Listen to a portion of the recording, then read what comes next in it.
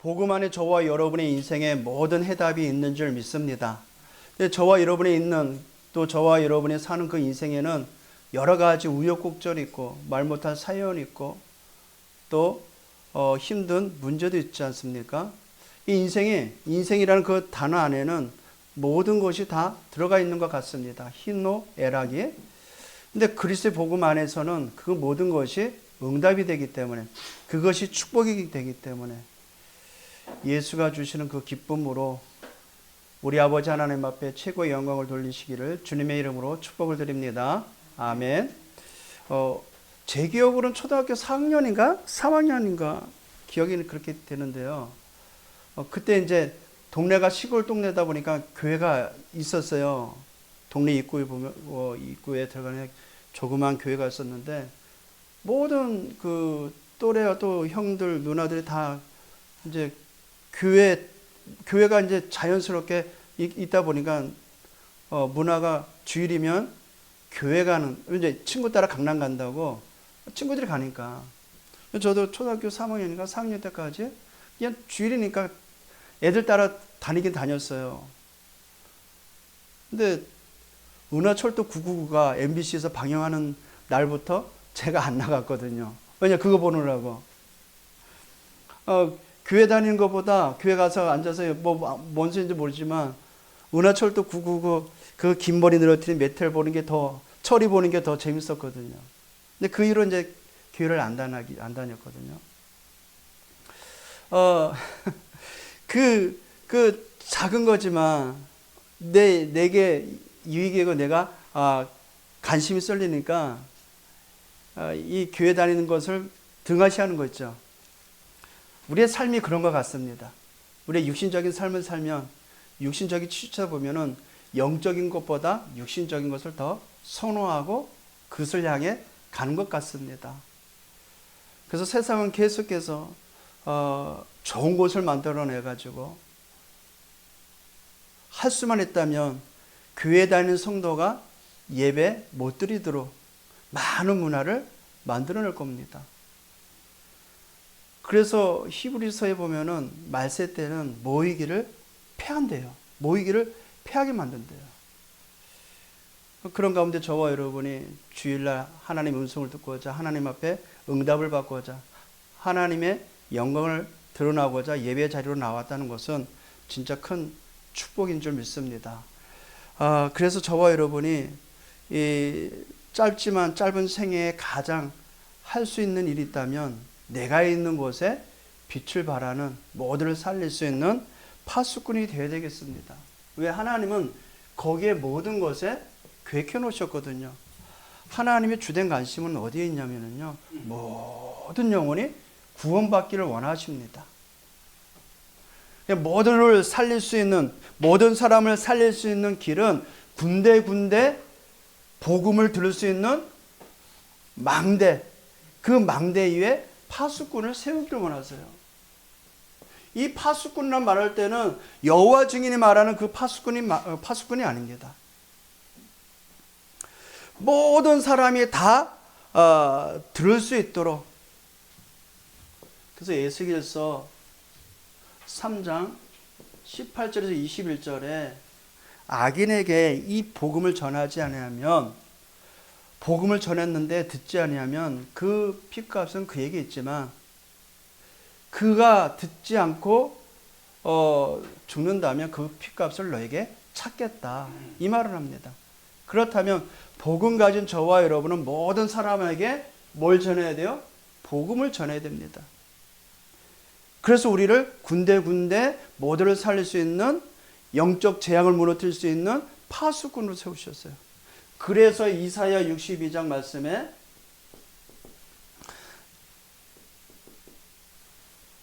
여호와로 밤낮 주야로 쉬지 못하게 하라, 이 말이 뭡니까?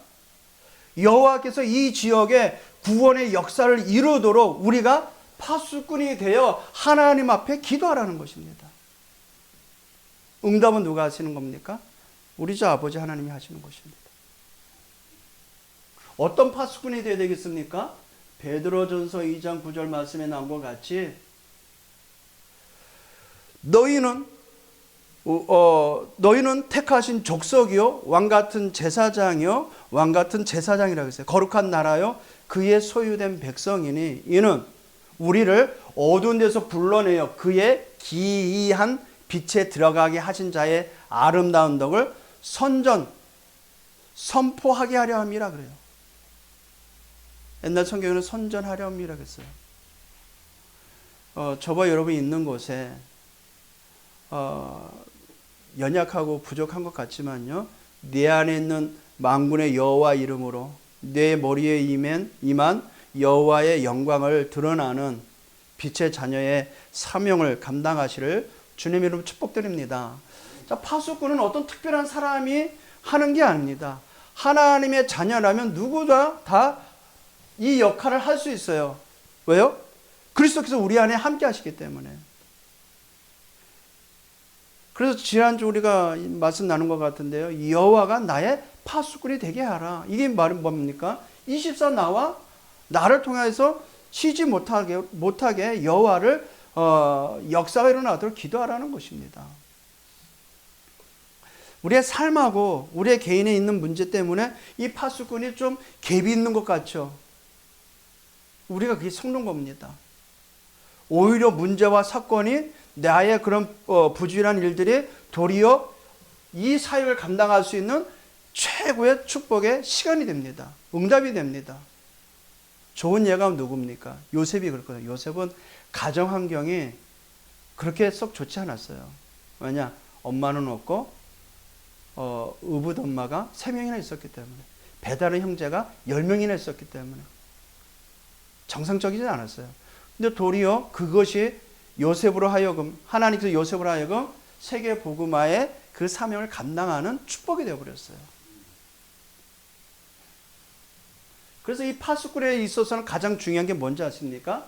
파수꾼이 디딜 수 있고 설 수 있는 파수망대가 필요합니다. 그래서 파수꾼의 역할을 감당할 수 있는 시스템이 되는, 틀이 되는, 기둥이 되는 뭐가 있어야 된다? 파수망대가 있어야 된다. 그리고 파수망대는 먼저 어디 안에 세워야 돼요? 내 안에. 가장 중요한 거죠. 내 안에 이 복음으로 든든하게 반석 위에 내 교회를 세우리라 그랬잖아요. 이 반석 위에 망대가 든든히 세워져야 돼요. 어려움 속에도 흔들리지 않을 만큼, 오히려 어려움이 하나님의 계획으로 보일 만큼, 풍랑이 하나님의 절대의 계획으로 보일 만큼. 바울이 그랬잖아요. 풍랑을 만났을 때 스스로 자포자기했던 그 선원들 앞에 말을 하잖아요. 어젯밤에 여호와의 사자가 내 곁에 서서 말을 했다. 바울아, 두려워하지 말라. 내가 가이사 앞에 서야 하리라. 망대가 세워지니 풍랑도 문제가 되지 않습니다. 이 망대를 어디 안에 세워야 돼요? 교회 안에. 그래야 237 치유 서밋, 이방인들, 아이들, 기도회들을 세울 수 있으니까요. 그리고 가장 중요한 내가 있는 현장. 내가 가는 현장마다 망대 세우시길 바랍니다. 복음의 빛을 발할 수 있는 망대. 이 망대 안에 들어갈 내용은 뭐겠어요? 네? 이 건물 세우는 데 있어서는 가장 중요한 뼈대가 되는 철근이 들어가잖아요. 그렇죠? 그리고 바위보다도 딱딱한 이 콘크리트 시멘트가 들어가잖아요. 그리고 빛을 발할 수 있는 전선도 들어가고, 이 등도 들어가고, 수돗물도 들어가고, 한 건물 세우는 데는 많은 시스템이 들어가잖아요. 그와 같은 내용이 있다는 겁니다. 망대 안에는. 내 안에 그와 같은 내용이 있어야 된다. 뭐가 들어가야 되겠습니까? 말씀을 가지고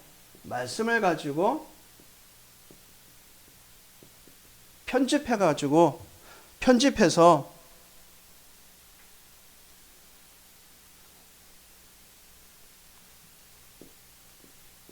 플랫폼 되도록 하는 것입니다.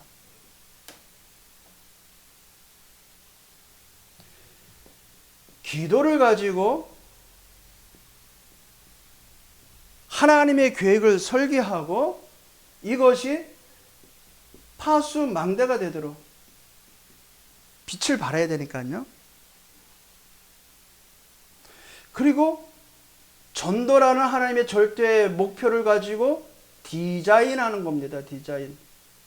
그래서 우리가 지난주에 우리 교회에서 예비 캠프가 있었는데 그 예비 캠프에 하고자 하는 것은 이 지역에 가장 필요한 하나님의 일이 전도라는 것인데, 이 전도를 우리 교회에 어떻게 세팅할 건가, 어떻게 맞게 이 지역에 도움이 되고 모든 사람이 복음을 들 수 있도록 할 것인가, 그걸 디자인했단 말입니다.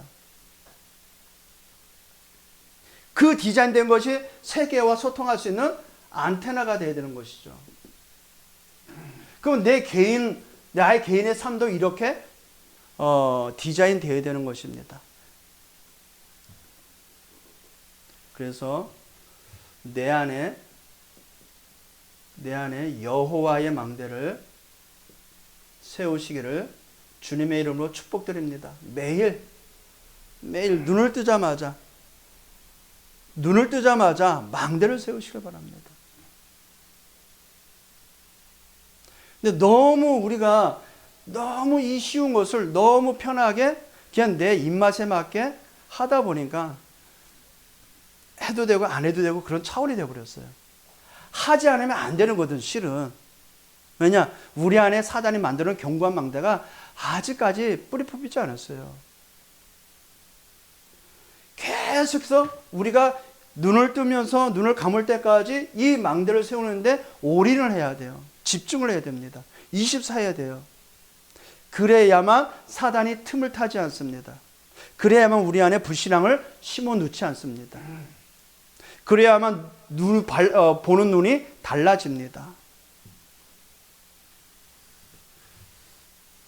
자, 이와 같이 우리에게 엄청난 이 신분을 주게 하신 예수 그리스도께서 오늘 이제 본인이 십자가에 달려 죽기 전에 전날 밤이죠. 이제 몇 시간 뒤에 잡혀가고 고문을 받고 이제 십자가에 달려 죽으시는데, 제자들에게 우리가 지난주에 봤듯이 내가 가서 널 위하여 성령을 보내실 것이다. 이제 그 말씀하신 거예요. 지난주에는. 거기서 이어서 오늘 말씀하신 것입니다. 16절서부터 18절에 보니까요. 이제 이 예수님의 말씀을 받고 제자들이 혼선이 일어나요.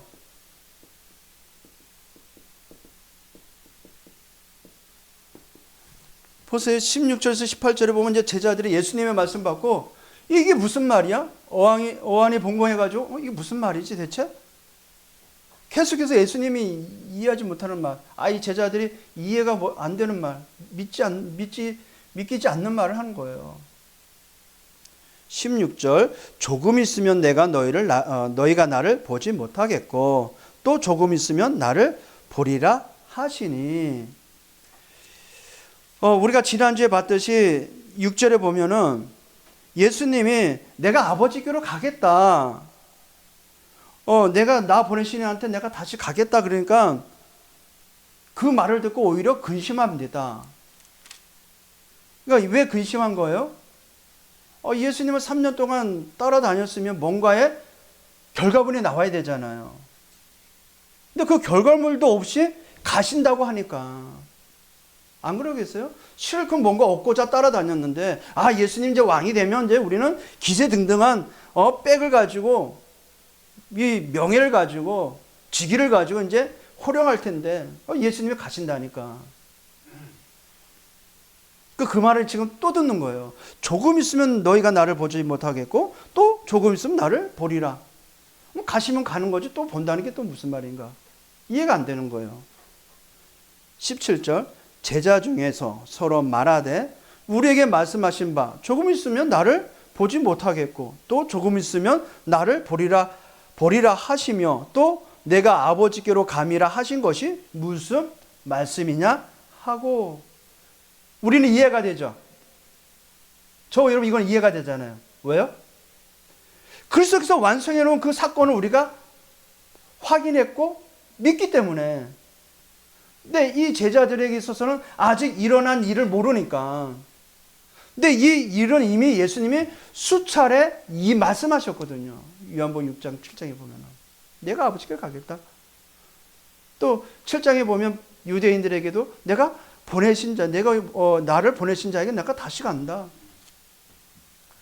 이해 못할 말이죠. 18절 볼까요? 또 말하되 조금 있으면이라 하신 말씀이 무슨 말씀이냐? 무슨 말씀을 하시는지 알지 못하노라. 당최 무슨 말인지 모르겠다. 간다면 또 어딜 갈 것이고, 오신다는데 또 언제 올 것이며. 신앙생활이 언약을 모르면, 복음을 모르면은요, 이와 같이 아리송하게, 야, 예수님이 축복하신다, 축복 주실 것 같고, 내가 뭔가 잘못해가지고 막 저주하실 것 같고, 뭐 그렇게 오리무중으로 오락가락합니다. 복음을 모르면. 예, 제자들이 3년 동안 예수님과 공생을 하면서 가신다고 하니까 분명히 예수님은 그리스도인데 이스라엘의 왕으로 오셨는데 그가 가신다고 하니 그러면 어떻게 되냐 이 말이에요. 분명히 예수님이 제자를 보면서 뭐라고 했어요? 나를 따라오너라. 내가 너로 사랑나는 어부가 되게 하리라. 따라오너라 해가지고 따라갔는데 예수님이 가신다고 하니까 가셨으면 거기에 대한 뭔가를 만들어 놓고 가든지, 그죠? 그래야 되잖아요. 아니, 집에 아이가 있고, 이제, 며칠간 여행을 가면, 엄마는 아이들이 먹을 것을 준비해 놓고 가잖아요. 그쵸? 김동사님, 전 집사님 어디 나가실 때 집사님을 위해서 뭔가 음식을 만들어 놓고 가시잖아요. 그죠? 아니, 그러면 예수님이 가신다면 제자들이 뭔가를 말씀하셔야 되는데, 뭔가를 결과물로 보여주고 가셔야 되는데 그냥 가신다고 하니까 또 조금 있어 다시 온다고 하니까 이게 무슨 말인가. 아무리 생각해도 제자들의 머릿속에는 이해가 안 되는 겁니다. 예, 조금 있으면 이렇게 나오죠. 우리는 이거는 이미 알고 있잖아요. 왜요? 예수님의 그 십자가의 죽음과 그 부활과 예수의 고난과 죽음과 부활 이후에 있을 성령의 강림까지 우리는 이미 역사를 통해서 성경을 통해서 확인한 결과 조금 있으면 이 말이구나. 근데 제자들에게서는 조금 있으면이라는 것이 이해가 안 된 거예요. 한마디로 말하면 복음에 대한 영적 무지라는 것입니다. 예수님은 하나님 나라의 일을 말씀하시고자 그 일을 이루시고자 십자가의 고난과 죽음과 부활을 통해서 완성해 놓으시고 요 내용 그대로 성령으로 함께 하시겠다는 거예요.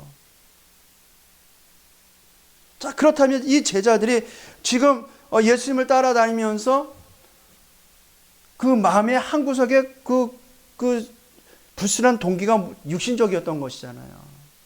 영안이 얻어졌던 것입니다. 그래서 복음을 모르면 더 쉽게 말하면 영적인 무지가 되면 바리새인과 같이 복음만 막는 하나님 앞에 최악의 죄를 범합니다. 분명히 예수님이 요한복음 6장 39절에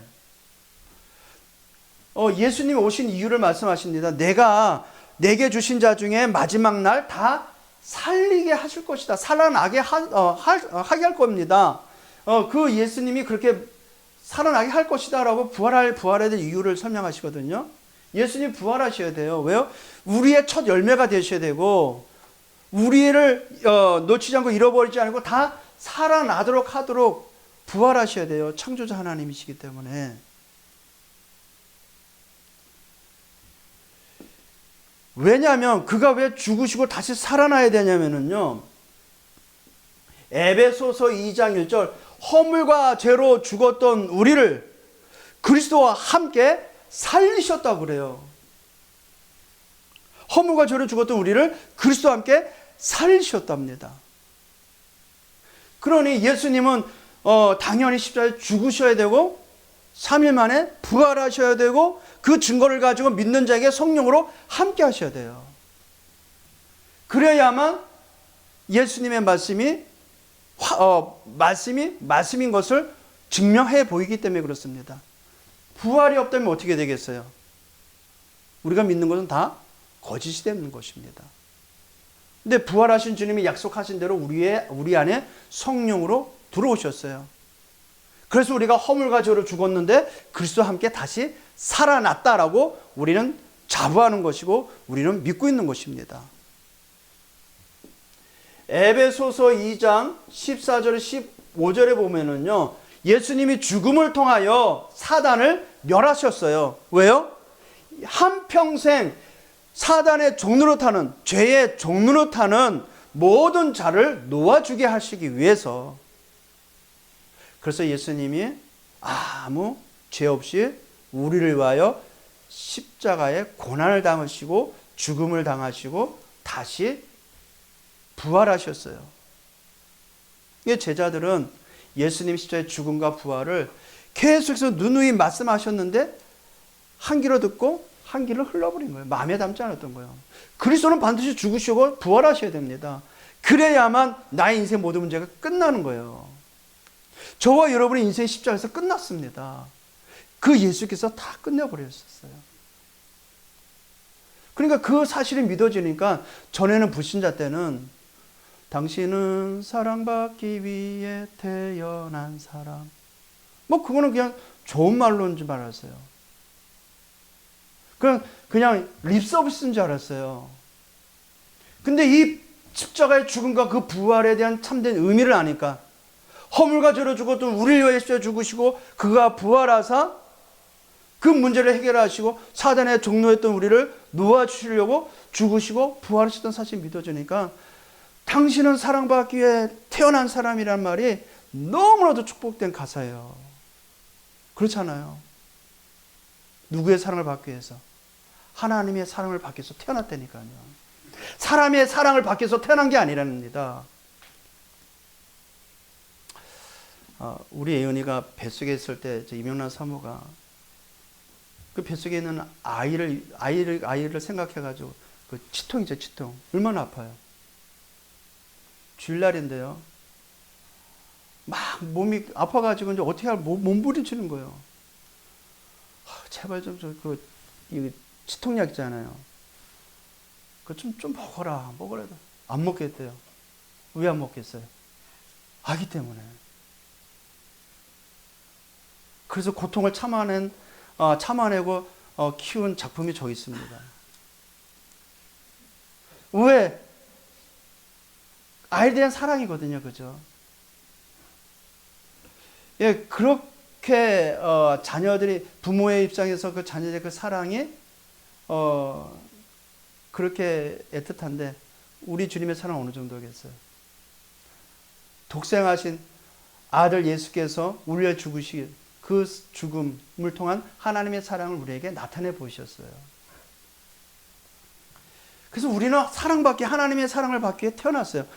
그 사랑받기 위해 태어난 그 사람, 하나님의 사랑이 있는 그 사람을 가지고 미운 눈으로 쳐다보고, 그래, 우리 내 새끼를 너무 막 미운 눈으로 쳐다보면 주할 부모가 어디 있겠어요, 그렇죠? 그래서 사랑받기 위해 태어난 모든 사람을 하나님의 눈으로 쳐다보시길 바랍니다. 얼마나 우리 김동훈 시사님 때문에 많은 사람 혜택을 입어요. 우리 시사님은 하나님의 사랑을 받기 위해 태어났습니다. 아멘. 네. 그 사랑을 매일 만끽하세요. 또 사랑을 주시길 바랍니다. 베드로전서 3장 18절의 말씀에 그리스도께서 십자가의 죽음을 통하여 불의한 우리를 위하여 의인된 주님께서 단번에 십자가의 죽음을 통하여 하나님께로 우리를 인도하셨대요. 그 일 때문에 예수님은 조금 있으면 너희가 나를 보지 못하겠다. 이 말은 뭐예요? 고난받고 십자가에 죽을 것이다. 그러나 조금 있으면 나를 보겠다. 부활하셔서 찾아오셨잖아요. 갈기갈기 찢어져 흩어져 있는 제자들 다 찾아오셔서 지금 보여주셨어요. 친히 보여주셨어요. 에따 만져봐라. 에따 여기서 넣어봐라. 안 믿으니까. 그리고 나서 가장 중요한 성령을 약속했지 않습니까? 지난주 우리가 말씀 받듯이. 예, 제자들이 이렇듯 영적 무지로 인해서 혼돈 속에 있지만 오히려 예수님은 거기에 대해서 뭐라고 말씀하시냐면요. 오히려 그것이 그 근심이 기쁨이 될 것이다.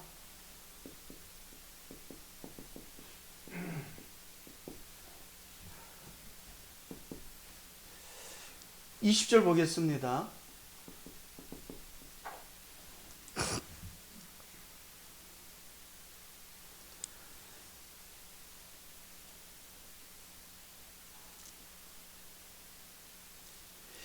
예수께서 그 묻고자 함을 아시는 고로 이르시되, 이제 제자들이 수군거리는 것을 이미 간파하신 거죠. 이제 여기서 예배드리고 설교하잖아요. 그러면 말씀을 듣는 사람들을 보면은 태도가 달라요. 자세도 달라요. 눈빛도 달라요. 보이니까. 근데 안 듣고 딴 생각하는 사람도 있잖아요. 이렇게 가만히 있어도 다 느껴져요. 희한하죠. 제가 더 살아서 그런 게 아니에요. 그게 점쟁이라서 아닙니다. 왜냐하면 하나님과 소통하는 사람은 이 보이는 그 아우라가 다르다니까요. 이때니까. 우리 김도현 예배 시간에 보면 참 잘 듣습니다. 귀에 쏙쏙 들린 것 같아요. 예, 이제 이 제자들이 그 예수님의 말씀을 듣고 뭔 말인가? 수근거린 거예요. 근데 예수님은 그걸 간파하신 거죠. 아신 거죠, 이미. 예수께 그 묻고자 함을 아시고 이르시되 내 말이 조금 있으면 나를 보지 못하겠고 또 조금 있으면 나를 보리라 함으로 서로 문의하느냐. 서로 이제 막 조잘거리는 거죠. 20절입니다. 내가 진실로 진실로 너에게 이르노니 너희는 곡하고 애통하겠으나 그래요. 그리고 세상은 깃발이라. 저 눈에 가시 같은 저 예수를 잡아 죽였으니까 이제 더 이상 분란 어떤 요동당하는 일 없지 않겠냐. 그렇죠? 그러겠죠. 그 세상은 기뻐하겠으나 너희는 근심하겠으나 도리어 너희 근심이, 보세요. 너희 근심이 도리어 기쁨이 되리라 그래요. 곡하고 애통한 일이 왜 일어난 거예요? 예수님이 이제 십자가의 처형까지 많은 고난을 당했잖아요. 채찍을 맞고 찔림을 당하고. 근데 그것이 세상에는 기쁨인 것 같이 보이나 아니라는 겁니다. 여러분, 그리스도 예수와 함께하는 신앙생활 속에 우리가 이런 일이 있어요? 사단은 그것이 이 기뻐할 그 일인 것 같죠? 아니요. 이것이 오히려 응답이 됩니다. 하나님 자녀에게 있어서는요. 이 일로 인하여 제자들은 근심하겠으나 예수님은 말씀하십니다. 기쁨이 되리라. 왜요? 세상의 모든 문제를 해결하신 그리스도가 완성해 놓으시고 증명해 보이신 그 사실을 제자들로 하여금 확신을 주니까.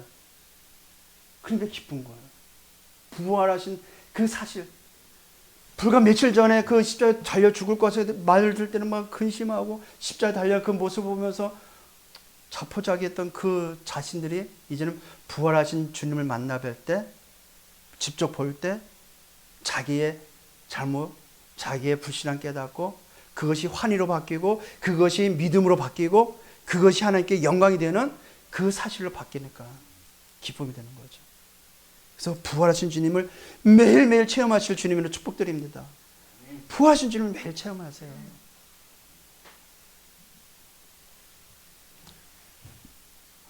예, 근심이 기쁨이 되는 비유를 이제 22절에 21절에 여자가 해산하게 되면 그때가 이르르니, 남자들이 모이면 가장 힘든 때 군대 생활을 제일 많이 한답니다. 18번째로. 근데 여자들이 모이면 무슨 얘기 제일 많이 한대요? 해산할 때를 제일 이야기 삼는다. 안주거리 삼는데요. 그만큼 아프다는 거죠. 그러니까 고통 중에 해산의 고통이 제일 크답니다. 하여튼 남자는 못 느끼는 고통이지만요. 이 여자가 해산할 때면 그때가 이르렀으므로 근심하나. 근심하잖아요. 왜? 해산의 고통을 아니까. 들었고 아기를 낳으면 세상엔 사람 난 기쁨으로 말미암아 그 고통은 다시 기억하지 아니하니라. 태어난 아이를 보는 순간 기쁨이 되는데 그 기쁨이 마치 마약 같은 거예요. 마약. 얼마나 좋은지 해산의 고통이 있었던 그것이 기억지 않을 만큼. 자, 그러면 예수님이 십자가의 죽음과 그 고난과 그 죽음인 예수님의 친히 담당하셨어요. 그걸 우리가 크지 고난받고 죽음의 십자가 달려 죽은 것만큼 우리 몸에 천주교인들 특히 사제들은 그것을 친히 이거 한다잖아요. 자기 몸을 쳐가지고. 그럴 필요 있어요, 없어요? 없는 거잖아요. 왜? 그분이 예수께서 다 완성해 놓으셨잖아요. 다 해결해 주셨잖아요. 그럼 그분의 완성해 놓은 그 복음을 우리가 만끽하면 돼요. 그게 하나님이 기뻐하신 겁니다. 그죠? 똑같이 고난을 받아야 되고 핍박을 받아야 되고 그래야 됩니까? 그럴 필요가 없다는 거죠. 오히려 해산의 고통이 아이를 본 순간 출산 이후에 기억이 안 날 만큼 우리에게 그와 같이 제자들에게 큰 기쁨이 되겠다. 이 말씀 하신 것입니다. 22절 보겠습니다. 지금은 너희가 근심하나 내가 다시 너희를 보리니 너희 마음이 기쁠 것이요. 그렇죠? 그러겠죠. 좀 전에 말씀드렸듯이 막 베드로는 부인하고 도망가고 엠마오로 들어가는 이 슬픈 낯을 가지고 그냥 어깨를 축 늦추면서 둘이 이제 걸어가는데 예수님 찾아오셨잖아요. 그랬던 제자들이 부활한 주님을 만날 때 오히려 반전이죠, 반전. 반전에서 기쁨이 된다는 것입니다. 근데 이 기쁨은 요한복음 16장 22절에 이 기쁨을 빼앗을 자 있다 없다? 없다. 너희 기쁠 때에 빼앗을 자가 없다.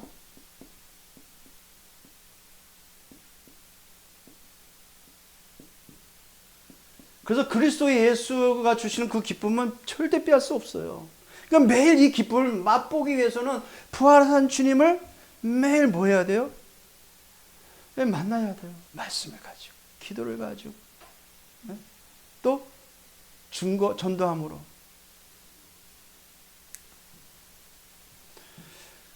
어떻게 왜 이 기쁨이 되냐면요. 구원의 확신이 구원에 대한 확신 또 여기에 대한 체험을 맛볼 때 이 기쁨이 피어난 거예요. 제가요 33세 죽어야 될 팔자였는데 예수가 그리스도라는 정확한 복음을 듣고 무릎을 탁 치면서 그렇구나. 예수님이 십자가에 죽으시고 살아나셔야 되는구나. 왜 내가 나를 살리기 위해서. 그때 그 환희, 그 느끼는 그 영적인 그 밝음. 와, 뭐 이루 말할 수 없어요. 생각할 때마다 내가 구원받았다니. 저주받아도 마땅할 내가 죄인이 구원받았다니. 저 버러지 같은 나인데, 먼지와 같은 나인데 나를 찾아오셔서 나를 구원하셨다니. 기쁨, 이걸 매일 누리시를 주님 축복드립니다. 이게 정상적인 건 이 기쁨이 24, 365일, 일평생 있어야 되죠. 근데 이게 안 된다는 것이 참 우리에게 숙제인 것 같아요. 누가 이 기쁨을 안 누리려고 안 누리겠어요? 우리 안에 있는 다분히 있는 그 체질화된 것 때문에, 불신앙적인 체질, 사단에 만든 체질. 그래서 계속해서 말씀 편집해라, 기도 설계해라, 전도 디자인하라는 것은 그리스도화, 복음화라는 것입니다. 약속하잖아요. 성령으로 역사했잖아요. 약속했잖아요. 그리고 또 우리가 약속된 성령의 충만함 받을 때, 그 충만함을 받은 후에 기쁘잖아요. 찬양할 때, 말씀 들을 때, 기도할 때. 예수님이 그렇게 말씀하신 것입니다. 그래서 요한복음 23절에 그날에는, 우리는 이제 이 그날에는 알아요. 근데 제자들은 아직 오지 않는 날이기 때문에 아리송한 겁니다. 근데 그 날에는 뭐 어떤 날입니까? 성령의 약속한, 내가 부활해가지고 다시 찾아오겠다. 너희를 만나러 오겠다. 또 성령으로 너희 안에 임하겠다. 그날, 그 날에는 너희가 아무것도 내게 묻지 아니하리라. 왜요? 예수의 영이 내 안에 들어오니까, 성령으로 들어오니까. 내가 진실로 진실로, 두 번이나 진실로 진실로. 헬라 원문에는 아멘 아멘이래요. 진실로 진실로 너희에게 이르노니 너희가 무엇이든지 아버지께 구하는 것을 내 이름으로 주시리라. 하나님께로부터 받는 모든 응답은 누구의 이름으로 온 거예요? 예수의 이름으로 온 겁니다. 그래서 우리가 기도할 때마다 누구의 이름을 불러요? 예수의 이름. 24절입니다. 지금까지는 너희가 내 이름으로 아무것도 구하지 아니하였으나. 지금까지는 제자리 말. 지금까지 너희가 내 이름을 아무것도 구하지 않았으나 구하라. 누구 이름으로? 예수 이름으로. 그리하면 받으리니 너희 기쁨이 충만하리라. 자, 예수 이름으로 우리는 기도 응답 받을 모든 조건을 받아버렸어요. 자, 그럼 우리가 기도 응답을 받을 수 있는 전제 조건이 뭐예요? 하나님의 말씀 약속이에요. 그리스도의 복음입니다. 그리고 언약 잡고 기도하면, 우리가 말씀 잡고 기도하면 예수 이름으로 우리 주님께서 원하시는 하나님의 계획에 맞는 모든 것을 다 주신다. 그러면 다 주시는 그 받는 사람은 뭐가 넘쳐나며? 기쁨이 넘쳐나는 거예요. 그래서 기도 응답 받는 성도는 항상 보면 기쁨이 충만합니다. 기쁨이 그냥 묻어나와요. 근데 이것이 없는 사람은 눈썹도 팔자, 눈꼬리도 팔자, 입모양도 팔자. 참 웃깁니다. 입모양이. 제가 한번 그림을 그려볼까요? 이게 눈이고 이제 코라고 했을 때 이게 웃는 얼굴이에요? 저기 우는 얼굴이에요? 이렇게 하면요. 웃는 얼굴. 근데 반대로 이렇게 하면, 네, 이 입모양이 참 중요합니다. 오늘 아침에도 저도 이렇게 그냥 가만히 보는데 이게 이렇게 내려가 있더라고요. 이렇게 웃어요, 이렇게. 기하기하면 치아를 보이면서 이렇게. 이러면 마음도 그냥 환해지잖아요. 그렇죠?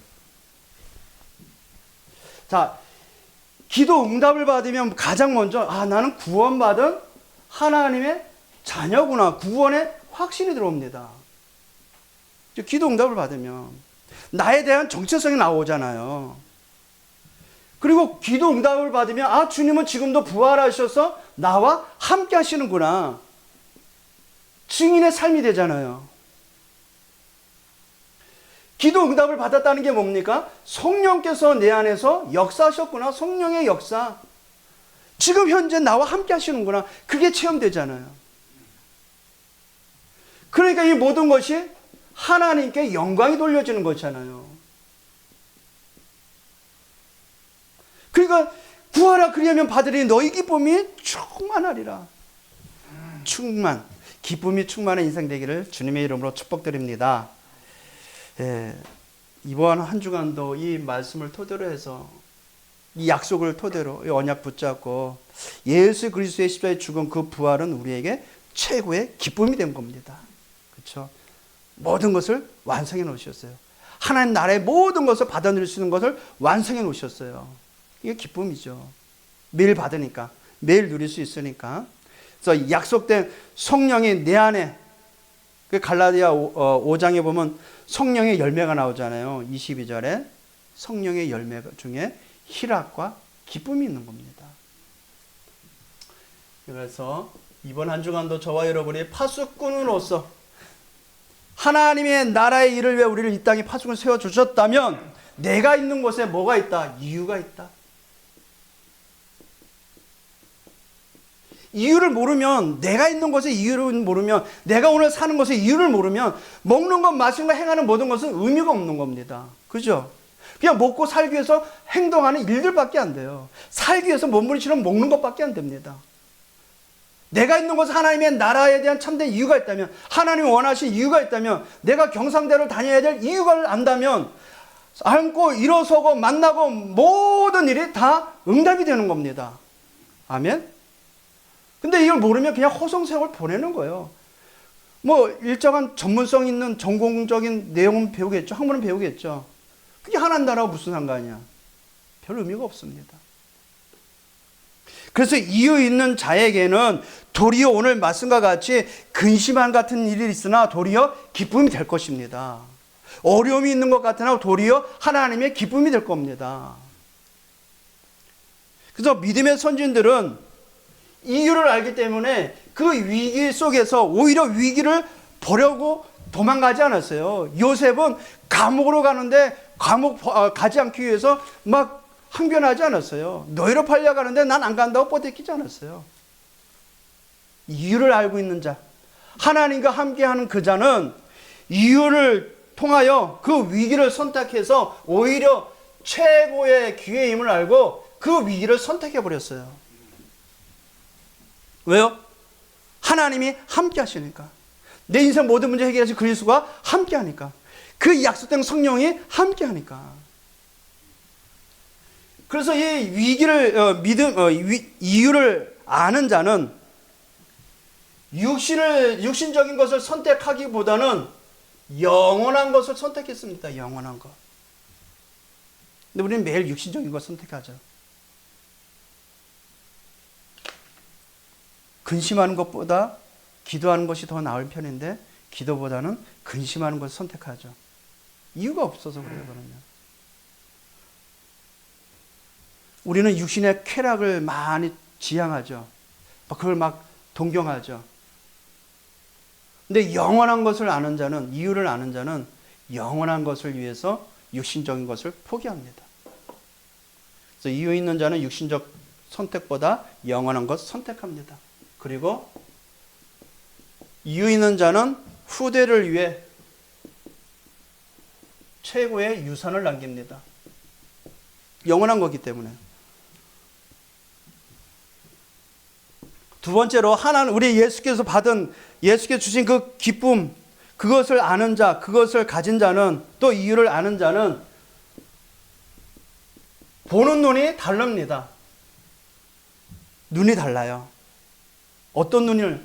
사람 볼 때마다 숨겨진 제자를 봅니다. 왕상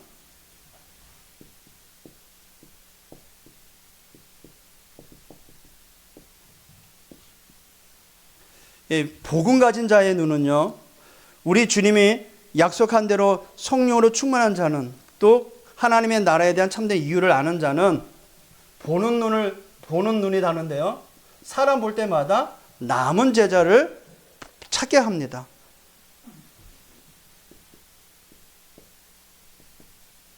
왕상 19장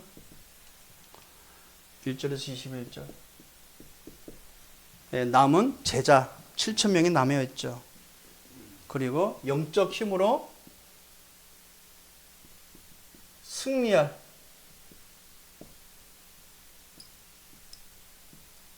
제자 보는 눈이 있습니다. 열왕기하 2장 9절에서 11절. 우리는 사람 볼 때마다 이 눈을 가지고 봐야 돼요. 이 눈. 정말 하나님이 숨겨놓은 제자인가? 남은 제자인가? 영적으로 승리할 제자인가? 이 눈 갖기를 주님으로 축복드립니다. 그럼 눈은 머릿속에서 나오는 거거든요. 머릿속에 든 것을, 똥개 눈에는 뭐만 보인대요? 똥만 보이는 거예요. 근데 복음 가진 자의 눈에는 뭐가 보여요? 제자가 보입니다. 제자를 눈길로 가고 있어요. 제자를 찾기 위해서 모든 사람을 수용할 수 있는 것입니다. 그래서 우리의 오늘은요, 영원한 미래를 본, 영원한 미래, 하나님 나라죠. 영원한 미래를 본 오늘이라는 것을 알기에 항상 위기를 최고의 기회임을 알고 위기를 선택해라. 오늘은 영원한 미래를 우리는 봤기 때문에, 우리가 영원한 미래를 본 오늘이기 때문에 영원한 것 선택해라. 그리고 후대를 위해 최고의 유산을 남기는 오늘이 되라는 것입니다. 오늘. 그러면 이 오늘을 위해서는 매일, 오늘을 승리해서 매일 뭐가 돼야 돼요? 항상 할 것이 있죠. 계속 말합니다. 매일. 우리 주님을 통해서 받은 그 망대 7가지, 우리 주님과 함께 걸어갈 여정 7가지, 237날 5천 종족을 향해 걸어가는 길에 이정표 7가지, 이걸 항상 아침에 눈을 뜨고 7망대 7여정 7이정표를 묵상하고, 그리고 3집중, 아침, 점심, 저녁, 그리고 3세팅. 3세팅이라는 서러운 부분에 말한 겁니다. 말씀, 기도, 전도, 편집, 설계, 디자인해라. 그리고 문제 위기, 문제 갈등 위기에 답을 찾는 삶응답. 뭐 인터넷 통해서 듣는 처음 듣는 사람은 이해가 안 되겠지만 말씀의 흐름 속에 우리가 들어왔기 때문에 우리가 이해한 줄 믿습니다. 그래서 이것을 하나님의 절대 망대로 내 안에, 교회에, 우리 현장에 세우시기를 주님의 이름으로 축복드립니다. 우리 주님이 그리스도 예수께서 십자가 죽음과 그 부활을 통해서 완성해 놓으신 이 어마어마한 복음을 가지고, 그러니까 보세요. 우리가 이제 이 예수를 아니까 근심 하나 도리어 기쁨이 된다는 말 이해되죠? 예? 우리가 이것을 우리가 이미 이제 그리스도 예수를 통해서 받았으니까, 제자들이 몰라서 근심한 것이나 나중에는 이 영적 사실을 안 후에는 오히려 기쁨이 되는구나. 이것이 나에게 적용된다면. 그래서 24 복음 안에서 기도가 누림이 되고 참 행복이 되기를 주님의 이름으로 축복드립니다. 기도합니다. 참 좋으신 우리 아버지 하나님, 한 주간도 살아갈 우리 현장에 무너지지 않는 절대 망대를 세우시고자 하나님의 언약의 말씀을 우리에게 증언해 보이셨습니다. 예수가 주신 그 기쁨을 24 누리는 우리 영광의 모든 성도 되게 하여 주옵소서. 영원한 미래를 본 오늘을 누리게 하여 주옵소서. 숨겨진 제자, 남은 제자, 영원한 힘으로 승리할 제자를 찾는 눈이 열려지게 하여 주옵소서. 삶의 이유를 아는 자가 되게 하여 주옵소서. 예수 그리스도의 이름으로 기도합니다. 아멘.